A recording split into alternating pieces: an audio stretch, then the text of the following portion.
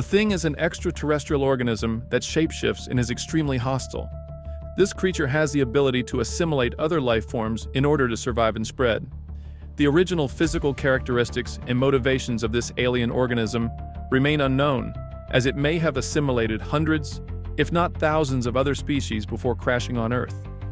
The shape-shifting nature of the thing means that its biology can be identical to the organism it has replicated or is in the process of replicating. This creature possesses the ability to reconstitute itself after immense damage and is immune to most conventional forms of attack. However, it is vulnerable to fire, acid, and electrical discharges, as these destroy the creature at a cellular level. The thing is highly tolerant to cold and can enter a state of cryogenic stasis until it's discovered by unsuspecting victims. When changing form, its body rapidly twists and contorts in a terrifying manner, allowing it to generate a variety of bizarre shapes and previously assimilated anatomical features, such as tentacles, insect-like limbs, eyes, teeth, claws, and even faces. It reorganizes its cellular structure to imitate its desired form. The thing is also capable of continuing normal functions, even when lacking eyes, ears, a sense of smell, or other means of interacting with its environment. In the 2011 prequel film, American paleontologist Kate Lloyd discovers that the creature cannot imitate non-organic material. She realizes this when she finds a small pool of blood with metal dental fillings, assuming that the creature spat them out when it assimilated its victim. Any form of the thing is capable of exerting an enormous amount of strength, speed, and endurance. This is evident in the dog thing, which managed to subdue and assimilate multiple dogs, and the centipede thing, which overpowered Jonas despite the vast difference in size. The thing is a shape-shifting organism, but must come into contact with its host to begin the process of analyzing and copying its cellular structure. To do this, its cells begin digesting and replicating the host, eventually taking over the entire body. The thing will only assimilate prey that is either recently killed or still alive. Any organism that has been dead for an extended period is ignored. Alternatively, it can rely on the bloodstream to rapidly assimilate its prey. Cooper was killed when the Norris thing bit off both of his arms, presumably exposing him to the infection. However, his corpse showed no signs of reviving as an imitation, and a post-mortem blood test came back negative. This was likely because he bled out so quickly that the infection didn't have time to spread before his biomass became useless. Once the thing has assimilated an organism, it can imitate them exactly, including their memories, characteristics, mannerisms, and all their traits. Even defects such as Norris's weak heart are replicated. When a part of the thing is severed, both pieces become independent creatures that operate separately.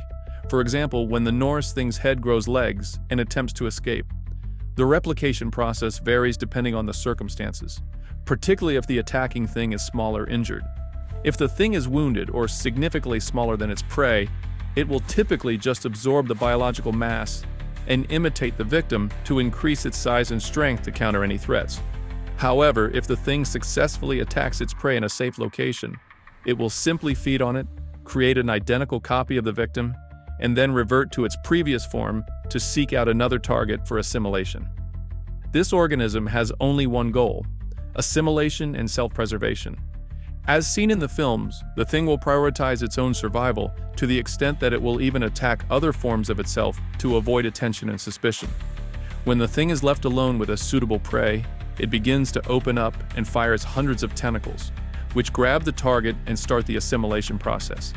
In certain cases, when it is discovered or faces a high probability of exposure, the thing sometimes employs divide-and-conquer tactics. This is seen with Edvard, who split into 3 separate forms. One attacked and began assimilating Jonas. Another limb slithered away for a potential assimilation in a safer location. And Edvard's main body killed Derek and successfully assimilated Adam Finch. This strategy was also attempted, albeit with much less success, by the Norris thing. When exposed, the thing's extensions react based on their size relative to the threat. Smaller things generally attempt to escape and ambush their prey when they are more vulnerable. However, a larger thing will usually attack prey head-on and try to overwhelm enemies rather than flee. Although, if it hasn't completely lost its disguise, it may still attempt to escape. The intelligence level of the thing is measured based on its size. The larger the thing, the more intelligent it is likely to be. Conversely, the smaller the thing, the less intelligent it becomes. McCready's blood test is directly based on this idea, demonstrating that a smaller creature, like a petri dish of blood, would instinctively react to preserve itself, whereas a larger entity, such as a human imitation, would be intelligent enough to remain hidden. In the novel, McCready explains his theory in greater detail than in the film. When attacked, it seems that even a fragment of one of these things will try to survive as best it can, even a sample of its blood. Of course, there's no higher nervous system, no brain to suppress a natural instinct like that, if it's in the best interest of the larger whole to do so. The cells have to act instinctively rather than intelligently, protecting themselves from freezing, say, or incineration, the kind that could be caused by a hot needle, for example. This may also explain why Norris's spiderhead scuttled out of hiding when it did. Perhaps its body mass was not large enough to form an intelligent central brain. As a result, it didn't know enough to avoid blowing its cover while the men still posed a threat. On the other hand, a fully formed thing is extremely intelligent.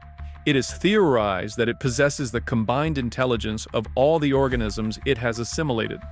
This is supported by the fact that the Blair thing, likely a product of the Norwegian dog directly or one of its descendants, Norris or Palmer, had the intelligence to build a spacecraft using parts from helicopters and tractors. The Blair thing inherited the knowledge from its previously assimilated organisms, passing that intelligence to the new assimilator. It is unknown whether the thing is a technological species or if the spacecraft it originally arrived in belonged to it. One possibility is that the crash occurred because the original pilot died and the creature was unable to operate the controls. However, the assimilated Blair was able to create a smaller version of the craft and recognize the threat posed by a detonator. It is also possible that the original UFO did not belong to the thing, but if it assimilated the pilot, it would have inherited their memories and knowledge, allowing it to construct a new ship. However, some theories about its intelligence may be contradicted by the video game, in which larger creatures, bosses, should in theory be intelligent enough to remain hidden and avoid damage. If they reveal themselves, they should take on a formidable and efficient form. Unfortunately, they appear in massive and impractical shapes that show no intent to remain unnoticed, acting with very little intelligence. These forms tend to be immobile, meaning they are too large and cumbersome to even form functional legs for movement. Once revealed, the creatures seem to be little more than mindless beasts that attack their prey without strategy. This can be exploited to human advantage. For example, the Juliet thing charged directly at Lars and Kate upon realizing they were in the room, without noticing they had a flamethrower, resulting in its immediate destruction. However, some thing beasts displayed certain degrees of intelligence. After being set on fire, the Juliet thing desperately attempted to use water jets to extinguish the flames. The Sander thing was able to restart the spaceship near the end of the film, and the split face showed rudimentary levels of intelligence. It was capable of tracking Sam by scent and appeared to investigate the kitchen, possibly searching for hiding spots.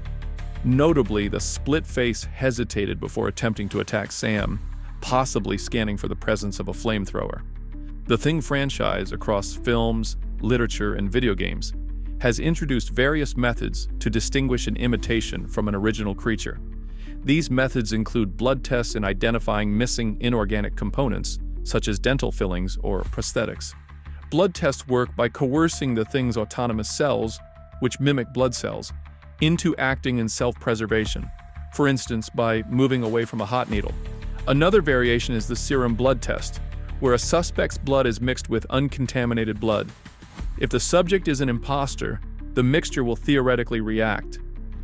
The 2002 video game of The Thing adds an additional test method via the hypoblood test, a portable blood analysis device that exposes a suspect's blood to a caustic chemical agent.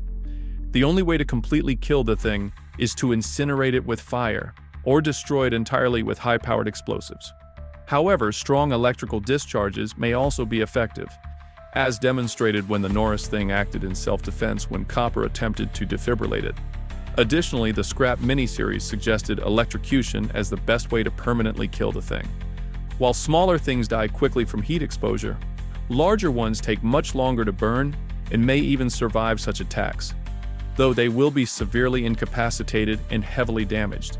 This was seen with Splitface in the 2011 film. Despite being brutally torched by Kate Lloyd, it remained partially alive and was still able to assimilate Bennings. Explosives, on the other hand, can easily kill even the largest variants, such as in the cases of the Sander Thing and the Blair Thing. Ultimately, the Thing stands as a profoundly adaptable and perilous organism, bound by its relentless drive to assimilate any life form it encounters.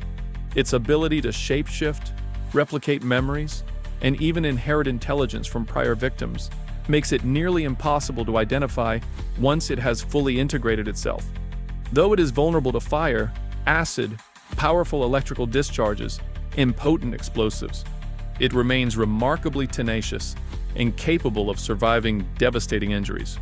Whether lurking in cryogenic stasis or actively hunting unsuspecting hosts, the Thing embodies a constant threat. Its terrifying nature, underscored by its alien origins, relentless survival instincts, and the insidious ease with which it can masquerade as any creature. Hey, don't go just yet. If you enjoyed my video, I'd love to recommend another one for you to watch.